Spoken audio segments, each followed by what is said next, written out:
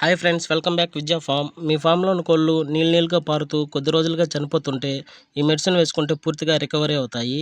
ఇవి వచ్చేసి కాకరాకు, పటిక బెల్లం. మొదట కాకరాకు తీసుకుని బాగా నలిపి రసం వచ్చేటట్లు చేసుకోవాలి.